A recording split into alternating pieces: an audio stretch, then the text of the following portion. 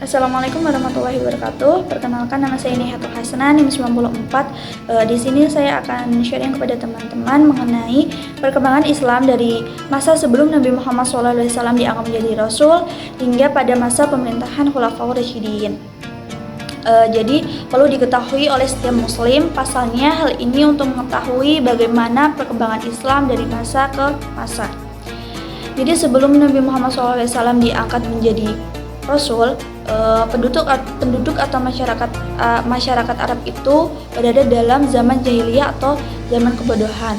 Karena pada waktu itu banyak sekali terjadi perbudakan, perang hampir setiap hari, dan mereka tuh menghalalkan bahwa anak itu boleh menikah dengan ibu tiri. Nah, dari situ pada tahun 610 Masehi, Nabi Muhammad SAW menerima wahyu dari Allah SWT dan menjadi awal mula munculnya Islam. Selama Nabi Muhammad SAW berdakwah di kota Mekah, beliau melakukan dakwah secara sembunyi-sembunyi baru secara terang-terangan, dan itu dilakukan dalam kurun waktu kurang lebih 13 tahun. Dimulai dari kerabat terdekat yaitu Bani Hashim, baru kepada sahabat-sahabat.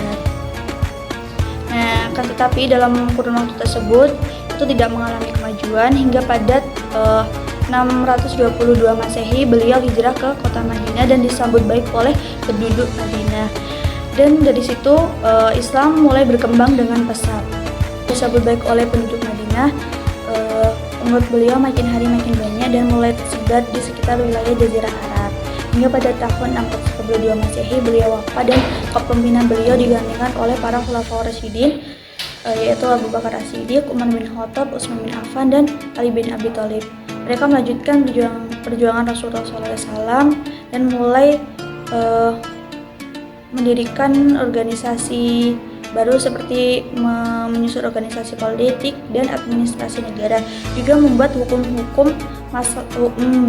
masalah yang baru seperti memotong tangan bagi orang yang mencuri, kawin mut'ah, zakat bagi mu'alaf, dan masih banyak lagi. Dan dalam periode waktu tersebut atau dalam kurun waktu tersebut itu dikenal dengan periode klasik atau masa kejayaan Islam, karena pada waktu itu Islam mulai mengalami kemajuan dan kejayaan.